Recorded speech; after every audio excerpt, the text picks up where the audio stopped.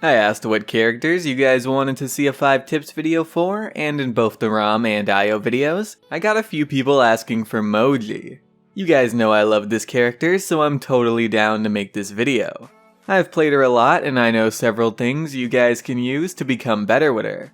This is probably the easiest 5 tips video I will ever make. Tip 1. This is probably the most well-known one on the list, but I see a lot of people play her and not do it. Basically, you can bunny hop with her. In order to do this, activate your scamper and then cancel it early. Then repeatedly press the spacebar as you hit the ground. Timing is pretty big on this one. And basically you can maintain the speed and momentum from scamper while not being in scamper. This is great for multiple reasons. It's a big burst of speed that you can attack and use abilities during, and a scamper has this problem of leaving your hitbox behind you, so people end up killing you around corners. But if you're bunny hopping, then your hitbox isn't being left behind. So it's a way safer way to get around corners and stuff like that. Now I do want to say that the practice room gameplay here is a bit misleading. You can't go this far with bunny hopping on live servers. Something about the presence of ping causes you to not go as far, even if you do have low ping. The practice room isn't connected to any server, it's purely offline. So there's no ping and this allows you to bunny hop further. Regardless of all this though, bunny hopping on live is still very valuable. Also, it's gonna take some practice to get used to, it's not something most people pick up instantly. Tip 2. This character has really high DPS, but players often slow down her DPS without realizing it. Many wait for the star to fully appear before firing, but in reality what you want to do is fire right as the star is about to fill up. Since your spit is a projectile, by the time it hits the enemy, the star will be filled anyway. Now this is overall a relatively small increase in DPS, but making this a habit could definitely save your life, and the time to kill difference is definitely a bit more noticeable when you're melting a tank. I will admit though, it is a bit difficult to keep in mind at first. After enough time though, you'll probably end up doing it naturally. Tip 3. Her ultimate is one of the hardest in the game to get value out of. The snack can often avoid you by hopping over you when you scamper, or it can avoid you by simply walking away from you. And even when you do eat the snack, you're locked out of your attacks and abilities for around a second, and that makes you a sitting duck. Both Tip 3 and Tip 4 remedy these problems a bit. Tip 3 is you want to go for instant eats, and these are eats that are, well, instant. Meaning you ult right in somebody's face, so you instantly eat them. This is normally pretty dangerous, but there are ways to minimize that danger. If somebody is running into you, ult them as they get close and they'll end up running right into your lizard's mouth.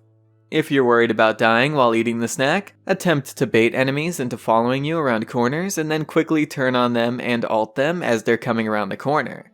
This makes for a relatively safe eat since you're now in cover. Tip 4. Like I said, this one is another ultimate tip. One thing a lot of players don't do is use her ult like a mini Banish. As you guys know, enemies can't do anything but move around when you're a snack, for up to 4 seconds. This includes not being able to defend their teammates.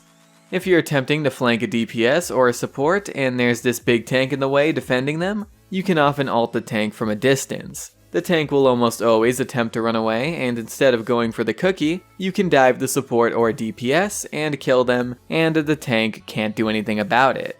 If your target is a support and you kill them, then you can often melt the tank after they turn back to normal, since they won't be receiving any healing.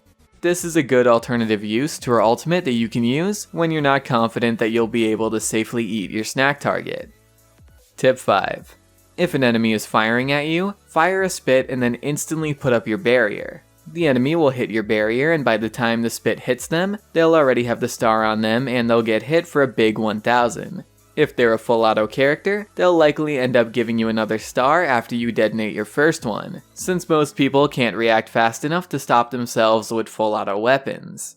With slow firing characters though, you have to time your barrier better, and you won't often get the second star off on them.